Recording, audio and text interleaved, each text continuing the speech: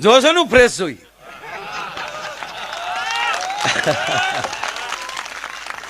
કારણ કે હું ગીતાને માનું છું, ભગવાનને માનું છું. જે અર્જુન જે થઈ રહ્યું છે એ બરાબર થઈ રહ્યું છે, અને જે થયું એ પણ બરાબર થયું છે, અને જે થશે એ પણ બરાબર થશે. બસ આ દ્વારકાધીશ કહે છે, હું નહીં. વસુદેવ સુતમ દેવમ કંસ ચારુણ મર્દનમ દેવકી પરમાનંદમ કૃષ્ણમ વંદે જગદગુરુ. તાવેડાના આંગણે ક્ષત્રિય વણારાયર યોગ મિત્ર મંડળ દ્વારા આજના આ સમૂહ લગ્ન ઉત્સવમાં મંચ ઉપર ઉપસ્થિત પૂજ્ય મોરારી બાપુના લઘુબંધુ ચેતન બાપુ, પૂજ્ય શનિદેવ મહંત બાપુ, તમામ સંતો તેમજ જેના વિશાળ વડલાની વડવાયુએ મારી જેવા અનેક છોકરાએ હિસકા ખાધા છે, અને જે કાયમ સાંઈડો આપ્યો છે એવા આપણા નાના બાપુ રોયલા, તેમજ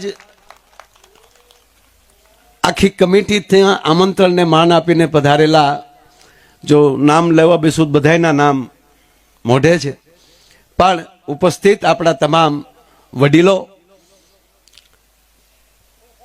સામે બેઠેલા તમામ વડીલો, યુવાન દોસ્તો, તેમજ જે જાન લઈને આવ્યા છે, જે દીકરીઓને લઈને આવ્યા છે, બંને પક્ષ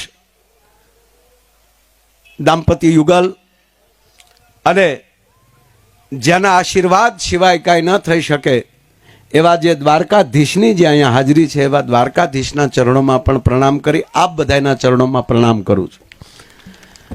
મારી પહેલાના તમામ વડીલો ખૂબ સારું બોલ્યા છે,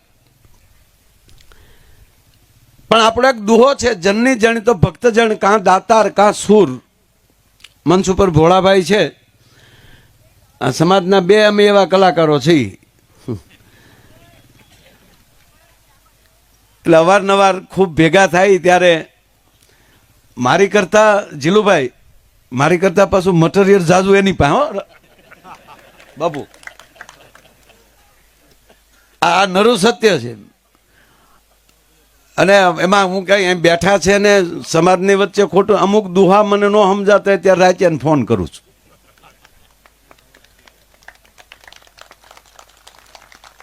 પણ દુહો છે કે હે માં એ જનેતા, જનની જણ તો ભક્તજણ, કાં દાતાર કાં સૂર. આ ત્રણથી આખી દુનિયા ચાલે છે. એટલે આપણી 11 લાઈન ના તાર ત્રણ જ તે, એમાં એક ડયો ઉડે તો બે ડીમ થાય. એમ સમાજમાં એક આપણે એવી માં છે કે આ માએ ભક્તને પણ જન્મ આપ્યો છે, આવા દાતારોને પણ જન્મ આપ્યો છે, અને ભક્તોને દાતારો બે જ્યારે પુકાર કરે ત્યારે સુરવીરને પણ આ જનેતાએ જન્મ આપ્યો છે. જ્યારે જે જે સમય એ ત્રણેય પાત્રો ભજવી શકે એવો આપણો સમાજ.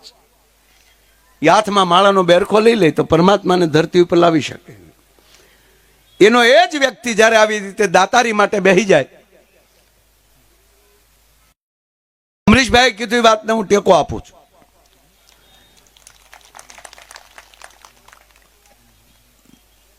એ પોતે જ્યારે દાતારી કરવા બેસે ત્યારે પણ પોતાના, અને આપણે તો કેવા દાતારો બધા, જે છે એ આપી દેવાનું છે.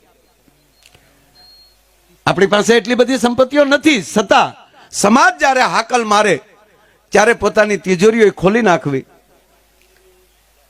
અને ધર્મ માટે જ્યારે કામ પડે, સમાજ માટે જ્યારે કામ પડે ત્યારે મુરલીધર મહારાજનું નામ લઈને ઊભો થઈ જાય. પણ એથી વધારે દુનિયાએ નોંધ લીધી હોય તો એ નોંધ લીધી કે આને મૌન રહેતા આવડે છે સાહેબ. એટલે એનો મને બહુ આનંદ છે. બાપુ દેવાજ બોદર 17 વર્ષ મૌન રહ્યો હતો. 17 વર્ષ દેવાજ બોદર મૌન રહ્યા. કારણ કે ખૂબ મોટી વાતો થતી હતી. ત્યારે તો ડિક્લેર એ જ કર્યું હતું કે 9 ગણ આપી દીધો. ચોખડ નહોતી કરાય એમ, પરિસ્થિતિ નહોતી એવી. આ જે વાત કરું છું કેવલ આપણી ખુમારીની વાત કરું છું, આપણા પાયાની વાત કરું છું સાહેબ. કારણ કે બગડો બાપુ મારો ડાયરેક્ટ 40મી પેઢીએ થાય, એની સીધી લીટીનો વારસદાર. અને આપણે જે બેઠા છીએ એ 140મી પેઢી દ્વારકાધીશની થાય સાહેબ. જે વડીલોને મળીને જોતા હોય છે બધું, એમાં ભાગવત ભેગું કરીએ, હરિપુરાણ ભેગું કરીએ. બીજો કયો એવો સમાજ છે જેના ભાગવતમાં ઉલ્લેખ હોય? આનાથી બીજું ગૌરવ કયું હોય? ભગવાન વ્યાસને પણ તમને લખવા પડે. અને પૂજ્ય ચેતન બાપુ અહીં બેઠા છે એટલે પૂજ્ય બાપુનો આધાર લઈને કહું કે રામ અવતાર પહેલા, કૃષ્ણ અવતાર પહેલા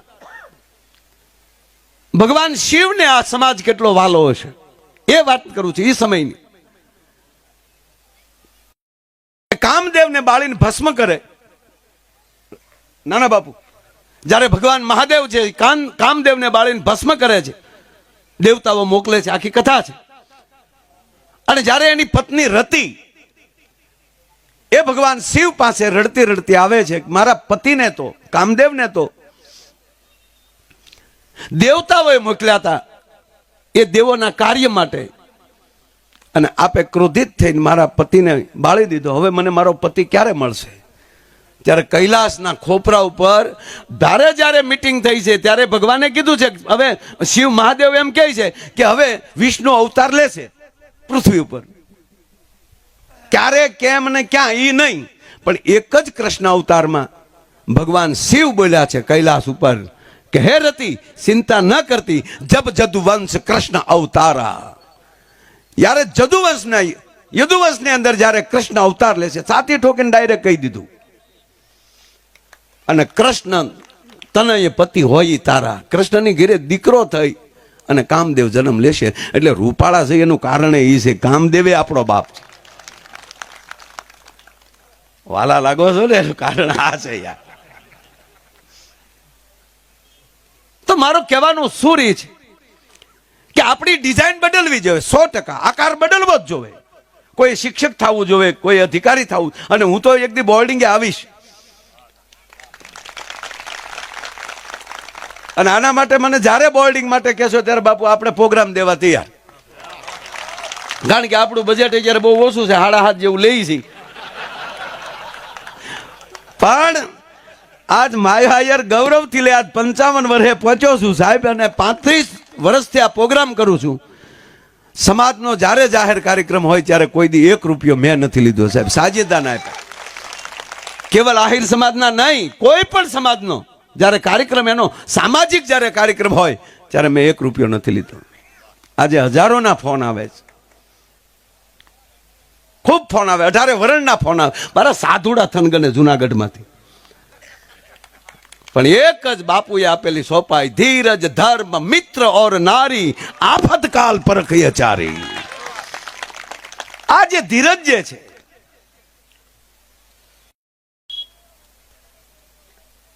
એક તારા ટોણા મળાતા હતા દેવાતા હતા કે દેવેશ બાપુ તમે આ, પણ પછી તો પાછું શું થાય, મોટા ભાડા હોય ને એટલે પછી બીજા એમ કે તમે જે કરી બરાબર કર્યું. પછી ઈ વળાક લીધો બાપુ. અને પાછું એટલા ગામોની પટલાઈ આપેલી, ત્યારે પાઘડી પહેરાવેલી, અને કે તમે એટલા ગામની તમને પટલાઈ દેવામાં આવે છે, લઈ લીધી. મારા યુવાનોને કહું છું, વડીલો આપણા બાપ છે. અહીંયા મંચ ઉપર તમે નીચે બેઠા છો, અને અહીંયા વડીલો કે બધા જે સ્ટેજ ઉપર બેઠા છે એમાં ગૌરવ એટલું જ તમારું, આ તમારી તર ઉપર બેઠી છે. ઉકેલ્યા તો તમે છો, આ સમાજની તર છે. ગૌરવ તમારે લેવાનું કે અમારી તરું કેટલી લોટકી છે સાહેબ, બીજું કાંઈ તમારે જોવાનું. ગૌરવ તમારું દૂધ, જે દૂધ હોય એની તર જાડી હોય, ઉત્તમ દૂધ હોય ને તર જાડી હોય, આ તર બેઠી છે, એ ગૌરવ આપનું છે. મારે યુવાનો માટે એટલું જ કહેવું છે કે બસ આપણી ઉર્જા અને આપણી ઓરા એ આપણા વિકાસ માટે રાખો. આપણો વિવેક કેવો હોવો જોઈએ, આપણું શિક્ષણ કેવું હોવું જોઈએ? પાયામાં શિક્ષણ અને સંસ્કાર છે. તમારી એક વાત ઉપર તમારા સંયમ, સંસ્કાર અને કુટુંબનો પરિચય થઈ જતો હોય છે. એક જ આધાર વાણી ઉપર છે. અને એવા યુવાનો બનો. એટલે બોર્ડિંગનો એટલે કહું કે મારે યુવાનો પાસેથી, જે અત્યારે ભણે છે એની પાસેથી વાત એટલી છે કે કોઈ એવું જીલુભાઈ ફંક્શન હોય અને સ્ટેજ ઉપર આઈપીએસ કે આઈએસ બેઠા હોય, આપણે ત્યારે વૃદ્ધ હોઈએ અને સામે બેઠા હોઈએ, અને ત્યારે આઈપીએસ કે આઈએસ નીચે ઉતરીને કહે, માયાભાઈ ઓળખ્યો મને? તેથી તમે બોર્ડિંગે આવ્યા હતા ને, તેથી ભણતો એ વિદ્યાર્થી હું છું. મારે આ ચિત્ર આ જોવું છે, નહીં થૂક ઉડાડવાનું. તમારી પોતાની તાકાત કાંઈક દેખાડો, ક્વોલિટી બનાવો. તમે એક વ્યક્તિ એવી થશો કે આખા જિલ્લાને આજીવન તમારી સત્ર સાયામાં રાખી શકો. એથી મોટા એવા થઈ જાઓ કે આખા ગુજરાતને પણ રાખી શકો. અને એમાંથી મોટા એવા થઈ જાઓ ને, એવા મોટા સચિવ થઈ જાઓ તો પાછા દિલ્હી બેઠા આખા દેશને પણ નીચે આજીવન રાખી શકો. પાયામાં ધર્મ છે. ભગવાન કૃષ્ણ એ ભગવાન શું કામ કહે છે? આપણે કંસને માર્યો એટલે નહીં, બિલકુલ નહીં. બધી તાકાત હોવા છતાં શિશુપાલની હો ગાળ્યું સહન કરવાની જેનામાં તાકાત હોય ને, એ કૃષ્ણની નજીક રહી શકે. જેનામાં ધીરજ હોય, જેનામાં સહન શક્તિ હોય. ઓલામાલી હો પૂરી થઈ જાય તો આંગળીમાં હાથે નીકળી ગયું હતું. અને જાણીએ છીએ દ્રૌપદીએ તીર લીરો બાંધ્યો હતો, તલે તેનો હાડલાનો કટકો ફાડી એ તેથી સુદર્શન નીકળી ગયું હતું પૂછ્યા વગર કે બસ હો. પછી કૃષ્ણની રાહ નહીં જોવે, અસ્તિત્વ રાહ નહીં જોવે. પણ જીવન એવું જીવજો તમારી ભેગો કૃષ્ણ હોવો જોઈએ. પાંડવા નામ ધનંજય, હો બાજુ ન જોયું કૃષ્ણએ. એ અર્જુન તું ઉભો થા, પાંડવા નામ ધનંજય. તારી અંદર મને મારી છબી દેખાય છે. એમ આપણા નાથને, આપણા ભગવાનને, આપણી કુળદેવીને, આપણા વડીલોને આપણા પ્રત્યે ગૌરવ રહેવું જોઈએ કે અમારા છોકરાની અંદર અમારી છબીઓ દેખાય છે, અમારી અણહારું દેખાય છે. અણહાર કઈ? મર્યાદાની, ધૈર્યતાની, ધીરજની. વિષય જે લઉં છું એ સમાજ માટે જ બોલું છું. જ્યાં ડાયરો બેઠો હોય, જ્યાં પ્રસંગ હોય, અને જ્યાં દેવેદ બાપુ આવે એટલે આખો ડાયરો હડુફ દીને ઉભો થાય, પધારો પધારો. વાત આની હાથ પાછી કે જે થયું એ બાપા. અને આને ખોલાય નહીં, તો ઓલા પાછા આવ્યા હોય તો પાછો કયો દેવો? દીકરો એક જ હતો, એ તો દઈ દીધો હતો. અને હવે એમ ખુલ્લું પડી જાય કે એ ઉગો આપ્યો છે અને આ નવઘણ હજી ઘીરે છે, તો પાછો ક્યાંથી કાઢવું? એટલે વણાક, સહન શક્તિ, ધીરજ. જ્યારે આવે ડાયરો ઉભો થાય, આવો આવો બાપુ, બહુ સારું. અને બાપુ મને એક પ્રસંગ એટલે ગમે કે એક યુવાન જ્યારે જ્યારે આ ઘટના બને, ડાયરો રામ રામ કરે દેવાય તાતા, એટલે આ માણસ ઉભો થઈને વયો જાય. 21 વર્ષની ઉંમર, લવર મૂસ્યો, મોટું કાળોટી થાય, રામ રામ ન કરે, ઉભો થઈને વયો જાય. એક જગ્યાએ, બે જગ્યાએ, ત્રીજી જગ્યાએ જ્યાં થયું, ઘણી જગ્યાએ બનેલું, પણ એ જેવો નીકળી ગયો એટલે દેવાદ બાપુ ઉભા થઈને ડાયરાને કીધું, બાપા મારે થોડુંક કામ છે. બધા ડાયરાને રામ રામ, હું રોટલા ખાવા નથી ખોટી થતો, માફ કરજો. અને ઓલાની વાહે ઘોડી કરી યુવાનને ખેલાવું બરોબર હેઠો ઉતર કે બાપુ જય દ્વારકાથી, જય દ્વારકાથી. તને દીકરા મારે યારે કઈ વાંધો છે? ખરે બાપુ અમે જ ન, તમે મોભી છો, વડીલ છો, તમારે અમારે થોડો વાંધો હોય. ખોટું બોલતો તને મુરલીધરના સોગન છે. હું જ્યારે આવું ત્યારે તું કાળોઠી જા છો, અને તું ઉભો થઈને વયો પણ જા છો, સહન નથી થતું તારા. તો હવે તમે મુરલીધરના હમ દીધા છે, તો બાપુ એક પૂછું કે દઈ દીધો? કે હા. તો રાખવો નહોતો. કે રાખવો નહોતો, મરી ગયા, હુકમ કરવો તો તારે. સાબાજ દીકરા, સાબાજ, તારી જનેતાને સાબાજ. કયું ગામ? તા કુંભણ. હાલ તારો મહેમાન થવા છે. બાપુ અહીંયા મહેમાન થાય છે અને કહેતા હતા ત્યારે કે બસ આવા મોરા હોતા હાપ ગોતવા છે, મોરા વગીરના નહીં, જે મોરલી વગાડીને સામો લડવા મળે એવો નહીં, જેની અંદર ખુમારીતા પડી હોય. અને પછી દેવાય બોદર સોખવટ કરે બાપુ, દ્વારકાધીશના સોગંદ નવગણ મારી ઘરે બેઠો છે, દીધો ઈ મારા પંડનો દીધો, પણ આવું કેવું કોના મોઢે? અને વિચાર ઈ કરતો હતો મારા ગયા પછી મારા જાહલના રખોપા કોણ કરશે? પણ હવે મને ભરોસો બેહી ગયો, આ ખોરડું મારી જાહલને પણ હાચવી કે મારી દીકરી તારા દીકરાને દીધી, મારી જાહલ તારા દીકરાને દીધી. અને હવે કર ભેગા સંબંધના નામે, પણ પીરહિયા ગોચે, ખાઈ લે એવા નહીં. હવે પીરહવાનું ટાણું આવ્યું છે. 20 વર્ષ પછી દેવાજ બોદર આ ભૂમિમાં, આપણી ભૂમિમાં, કુંભળની ભૂમિમાં હોરઠનો નિર્ણય કરે છે કે હવે કઈ હાબદા બજાને અને કહેજે પીરહીએ કોઈ આવજો, પીરહિયા ભેગા કરવા. વરો મોટો છે અને તેથી દ્વારકાથી લઈને ઘોઘા સુધી 1200 તરવરિયાઓ ઉભા થયા હતા. અને કેવલ 1200 એ જુનાણાની સત્તાને ઉચકાવીને હેઠી નાખી દીધી અને નવઘરને ગાદીએ બેહાડી દીધો. તો આજની તારીખે આ ઇતિહાસ ફૂફાડા મારી રહ્યો છે મારી તમારી સામે. એ વાત કઈ ધીરજ નહીં, જેની અંદર સમજણ હોય, આવા વડીલોના માર્ગદર્શન હોય, એ આને ખંભે બેહાડી લેજો વડીલોને, એની દ્રષ્ટિ લઈ લેજો. પછી આપણા પગ ભલે ગમે એવા મજબૂત હોય. મારે વચ્ચે કહી દઉં, પૂંજ બાપુ એકવાર કથામાં કીધેલી વાત કહું કે એક ગામમાં આગ લાગી, બહુ ભયાનક લાગી ગઈ. ટૂંકમાં આપણે એમાં કેટલી લાગી ને હું લાગી નહીં, પણ ગામ ખાલી થઈ ગયું. ત્યારે કાચા મકાન અને વાહડા એવું જ હોય બધું, એટલે બધું ભડભડ ભડભડ, એટલે આખું ગામ દોડી દોડીને સરપંચ આખું ગામ વહી ગયું.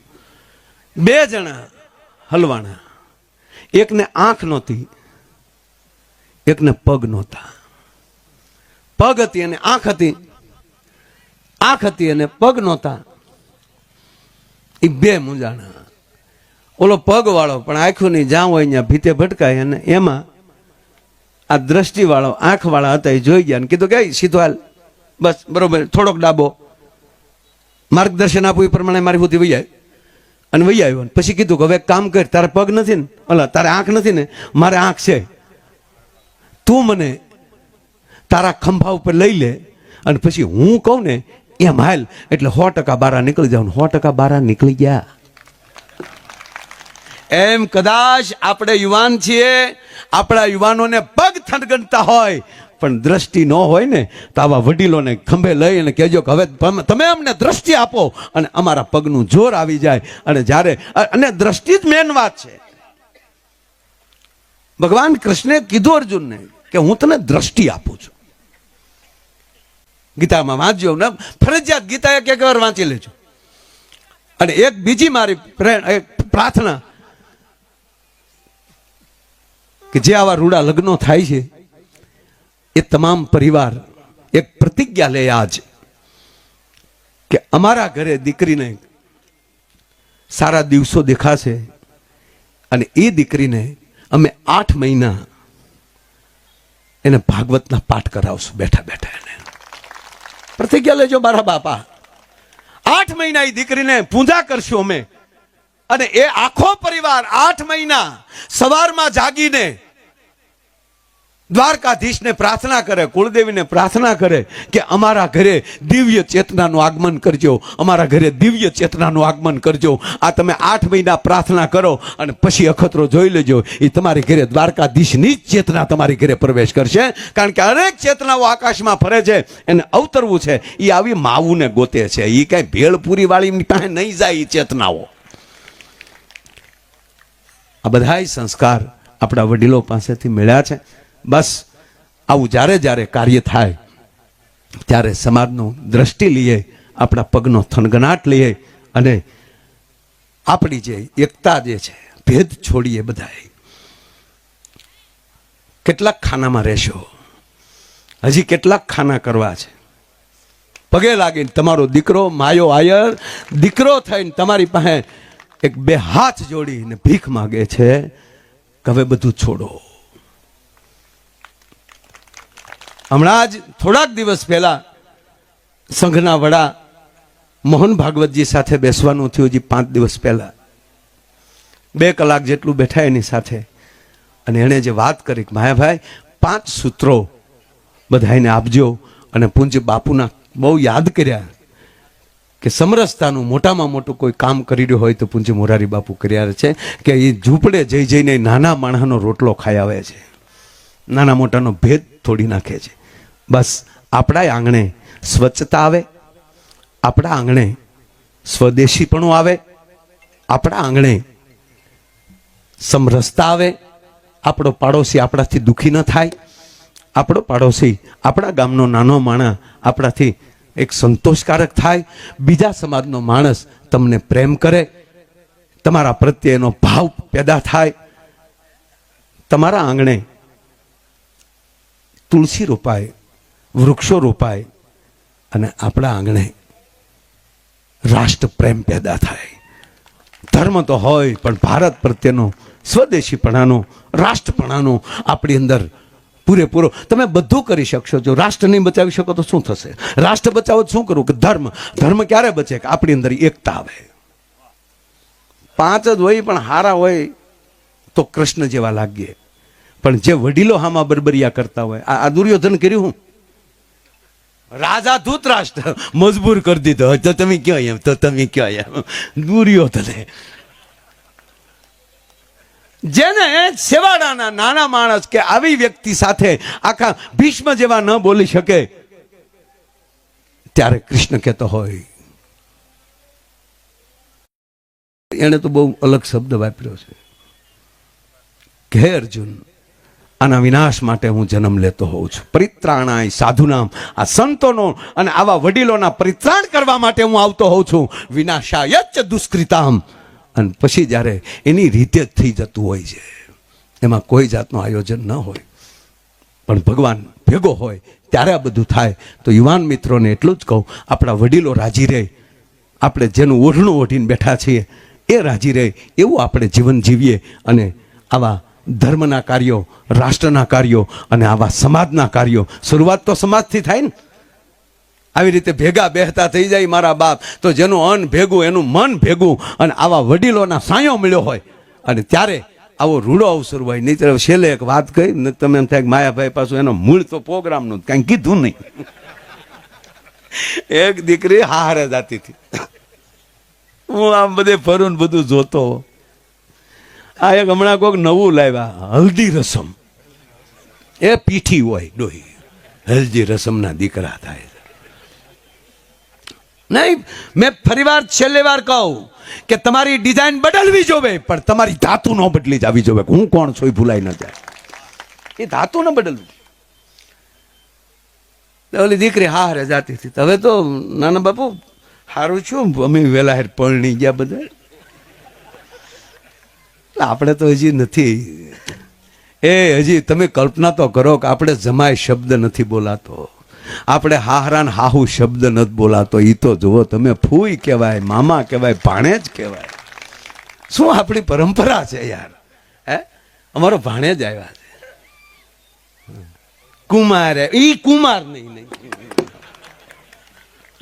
ખોટો માર, કુમાર.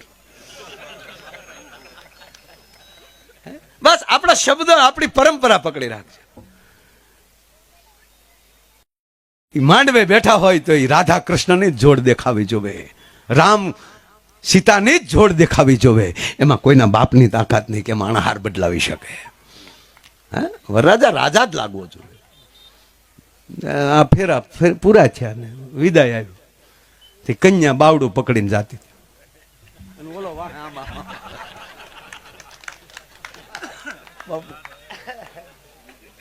જોશો નું ફ્રેશ જોઈ.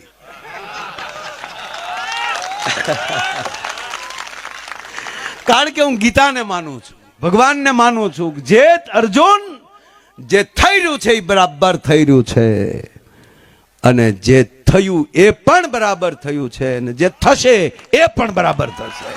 બસ આ દ્વારકાધીશ કહે છે, હું નહીં.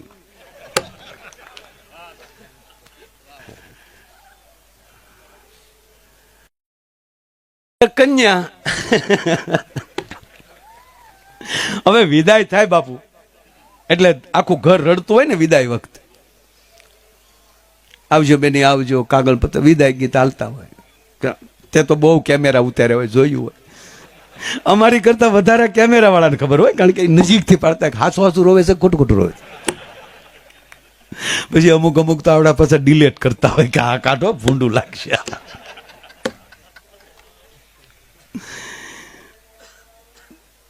તો બેનપણીઓ રડતી હતી, એની સગી બહેનો રડતી હતી, પરિવાર રડતો હતો. ને આ તો ગાડીએ પોગી ગયેલા. તો વરરાજો બે હામું જોવે. આ કન્યા નહોતી રોતી, બોલો. કન્યા તો મજબૂતાઈથી બાવડું પકડીને હાલી જતી હતી. તો ઓલો બિચારો ઢગેશ, એને થયું કે આ કેમ નથી રોતી એમ. તે વરરાજાને વહેમ આવ્યો કે મને એટલો બધો સારો લાગ્યો હશે ને, એટલે થયું કે ઘરના ભલે રડે પણ આવો વરરાજો મળ્યો તો થોડું રડવાનું હોય. અને આ વરરાજાને અમુકને આમ ખોટે ખોટી હવા આવી જાય કે હું વરરાજો હારો છું એટલે કરતા. રહેવા દે, હજી આ નથી કાંઈ ખુલ્યું. ઘરે આવશે તો ખબર પડશે.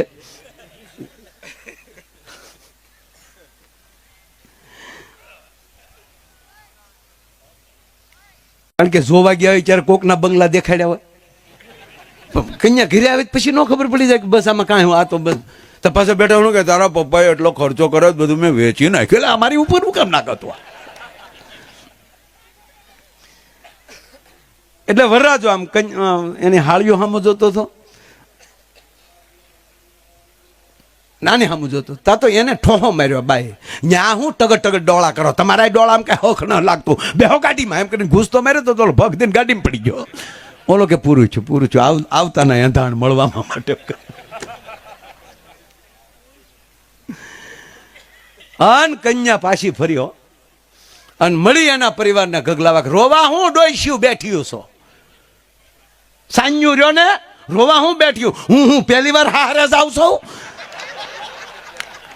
પછી ગામને ખબર પડી કે આ એટલે રોવે કે હવે રહેજે મારી માં. કહેવાનો મારો અર્થ, સંસ્કાર છે એ પાયામાં છે, ગર્ભ સંસ્કાર મૂળ પાયામાં છે. એટલે અમે ભાગવત વાળી વાત કરી કે પેટમાં પોટી સાંભળેલી રામ લક્ષ્મણની વાત, અને કાત કહું તો ગર્ભ સંસ્કાર અદ્ભુત કામ કરે છે. પાયામાં ગર્ભ સંસ્કાર. છેલ્લી વાત કઈ, નાના બાપુ બેઠા છે, એ આપણા અધ્યક્ષ સ્થાને છે.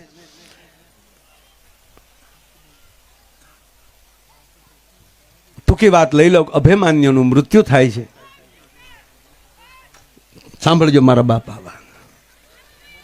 અને બેન સુભદ્રા છે, એ કાંડા પછાડીને રડે છે, માથે કાંડા પછાડે છે. અભિમાન્યુ ઉભો થાવ બેટા, ઉભો થા દીકરા. હવે તમે કલ્પના કરો કે જેનો મામો શ્રી કૃષ્ણ હોય, સુભદ્રા જેવી જનેતા હોય, અને અર્જુન જેવો જેનો બાપ હોય, અને એની સબ જ્યારે શરીર પડ્યું હોય, બેનને કેટલો પાવર હોય. મારો ભાઈ કૃષ્ણ છે. કૃષ્ણ આવે છે, ટૂંકી વાત લઈ લો. ગડગડતી ડોટ મૂકે છે સુભદ્રા, ભગવાનને ડોકે ટીંગાઈ જાય છે. ગોપાલ ગોવિંદ, એકવાર આને ઉભો કર, પછી જોઈ લે મારા દીકરાનો જપાટો. એકવાર આને ઉભો કર. વિધર્મીઓએ ભેગા થઈ અને માર્યો છે. કૃષ્ણ કાંઈ બોલતા નથી. કેવલ કૃષ્ણને એક માહુડા છે. રુદનની પરાકાષ્ઠા થાય છે. બેન છાતીમાં ઢીકા મારે કે ગોવિંદ તને કહું, મારા દીકરાને નીતિ નિયમોને નેવે મૂકીને આ લોકોએ માર્યો છે. અને ત્યારે ભગવાન કૃષ્ણ બોલે છે એ જ વાત એટલી કે સુભદ્રા સાવધાન, બાવડું પકડીને ઝટકો માર્યો. સાવધાન સુભદ્રા, આવા વીરવર પુરુષની વાહે રડવું એ અપમાન છે. ગોવિંદ અપમાન બરાબર, પણ મારા દીકરાને આ લોકોએ આવી રીતે માર્યો. નાના બાપુ હાથ વાર બોલે સુભદ્રા. અને હવે કૃષ્ણ બોલે છે કે સુભદ્રા કહું, તારા દીકરાને કોણે માર્યો? કે કેને ગોપાલ? તે માર્યો છે. ગોવિંદ હા તે માર્યો છે. ગોપાલ કે બેન સાંભળી લે, આ જેદી તારા પેટમાં હતો તેથી હું 7 કોઠાની વાત માંડીને બેઠો હતો, તેથી 6 કોઠા સુધી તે વાત સાંભળી. 7મા કોઠાની વાત આવી ત્યારે તું સૂઈ ગઈ. હું તને નહોતો સંભળાવતો, હું આને સંભળાવતો હતો. અને તેથી જો તારી નીંદર ના આવી હોત ને 7 કોઠા ત્યાં સાંભળી લીધા હોત, જ્યારે અસ્તિત્વ બોલે અને જ્યારે એમ કહેવાય કાન બંધ થઈ જાય, હું ખુદ બોલતો હતો તે તારી આંખો ને કાન બે બંધ કરી દીધા. તેથી જો તે સાંભળી લીધું હોત તો પૃથ્વીના ગોળા ઉપર કોઈના બાપની તાકાત નહોતી કૃષ્ણના ભાણેજનો કોઈ વાળ વાંકો કરી શકે. તારી નીંદરે અને કાયમ સુવડાવ્યું. એમ આપણા વડીલો જે આપણને માર્ગદર્શન આપે એમાં તર્ક વિતર્ક ન કરાય, એને આપણે શિરોમાન્ય રાખીને આપણે જે આવા કાર્યો કરી રહ્યા છીએ, દ્વારકાધીશ કાયમ આપણી ભેરે રહે એવી પ્રાર્થના સાથે એકવાર આ કમિટીને તાળીઓના ગગડાટથી વધાવો. અને આવો રૂડા અવસરે આવા વડીલોની વચ્ચે અને સમાજ વચ્ચે અને સંતોની વચ્ચે મને આવવાનો અવસર મળ્યો. હું મારી જાતને ધન્ય અનુભવું છું. અસ્તુ બોલ દ્વારિકાધીશ કી જય. દ્વારિકાધીશ કી કોટી કોટી પ્રણામ.